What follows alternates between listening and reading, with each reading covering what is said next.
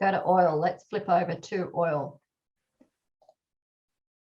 Now, it's been an interesting thing to a commodity to trade. I mean, look at that, isn't that? That's just beautiful. That's lovely. Again, I mean, we tried to get in, and we had a quick move up on oil on Wednesday night, I think it was.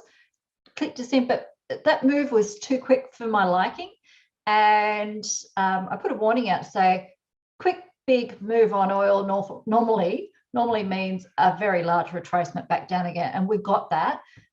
So hopefully, and then we just sort of drifted down a little bit before an OPEC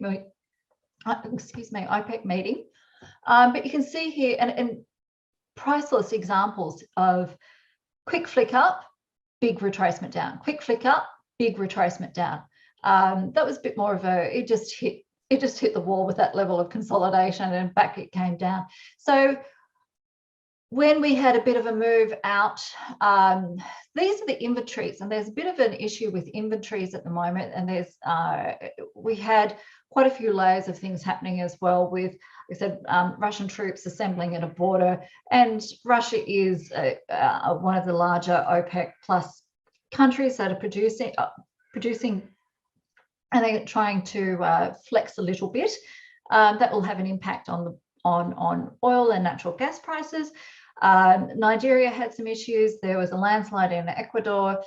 So a lot of the oil producing countries during the week had, towards the end of the last week, had a few little issues. But one of the biggest things that is coming is a cold snap is expected for the Northern Hemisphere. Now, what that means is heating, and oil is required at the moment for heating. So up went the price of oil. But let's look at the daily chart, shall we? And we came in and basically kissed the R1 level, first resistance level on the monthly chart, and it just went there, turned around and came straight back down again. And we closed the week at around, was it 91 point something, 91.94, but we did actually clip $93 on oil. Now, I know at our Christmas show, Paul asked me where I thought oil was going to go to next, and I said I am not going to be surprised if we see it at 125 soon. We're on our way, aren't we? So here we have just this beautiful technical chart where we have a ring low, off she goes, a pullback, off she goes, a pullback, and up. Be careful of levels. It does get to R1, R2, and it will hit it and come back down again. And I know that went to 93.17 because I had a target of 93.10. I got in on a very fast moving with those news items of what was happening in Nigeria and Venezuela and Ecuador. I got in on those, and it just moved really, really quickly on Friday night. So that sort of hit target around, I think it was around 2 a.m. So, you know, if you're going to set targets on oil, and make sure you use your stops below swing lows, and your targets are use R1s and R2s. They are really safe bets. But once you get a setup, if you are trading oil, make sure you have got one ear on the news. That's always a big plus. And the second one is just watch when you've got those areas of consolidation like we had for the last week and a half. And then she cut loose and off she went. So they're the things to watch for with oil. So I'd expect a bit more of a consolidation back down, or a retracement back down, and maybe check down here first, around the 91 area. And yeah, we then expect a bit of congestion around that R1 before it keeps going north. I just can't see it taking a nosedive, especially with everything that's happening at the moment. Cold snaps, war, landslides, you name it. We've got it all happening. reopening after COVID.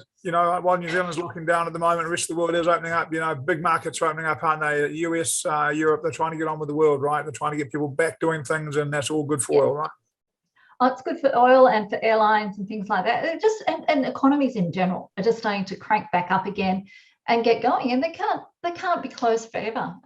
They're talking about, even in Australia, we're talking about and after New Zealand, we've done our share of lockdowns and border closures and being really tough, and they're talking about opening the border again next week to international visitors. Yeah, we're opening the border to you guys in 3 weeks. Sorry? We're opening the border to you guys in 3 weeks. Yeah. Keep your masks on, Stay away from us, you Aussies. Hey. Oh, look, somebody's going to bring it over in bulk, and you're going to get nailed at some stage. But yeah, like, I don't know about you, Paul, but everybody's just a little over it and just like, oh, Omicron. And our numbers have actually come down substantially here on the eastern side, on the eastern seaboard, and there's just one of those things.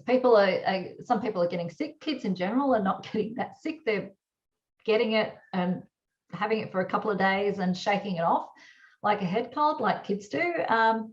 Parents just apparently flat out and gone down like a sack of potatoes, but that's all part and parcel of it, right? We're just going to have to get on with it. So we'll see what happens.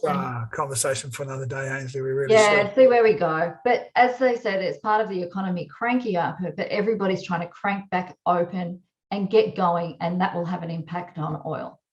I think, the point is some of the bigger markets in the world are well through it, or believe they're getting through it. They've been in it for a long time, and I think they're coming out of the side.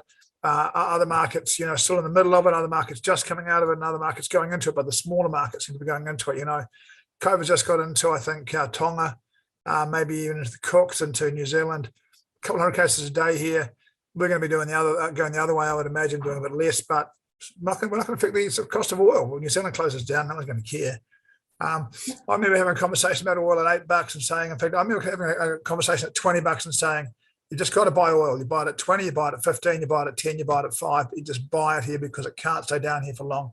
And if you did that, you should have done bloody well.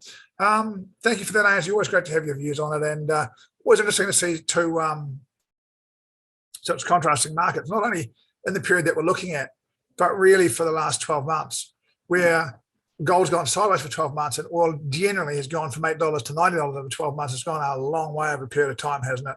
And it's interesting to, good to have both options available, right? If you're just stuck in gold, it's tough. But if you can get into this as well, boy, you're okay, right?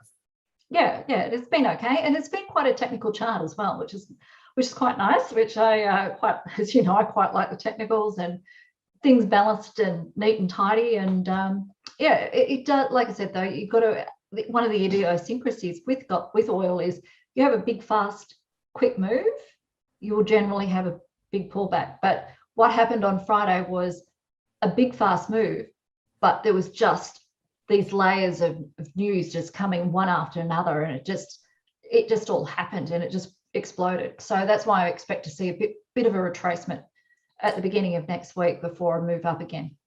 It'd be interesting if it kept down on open. If it kept down on open, it'd be a pretty good buy, I'd have thought. We'll wait and see. We will wait and see. Thank you very much.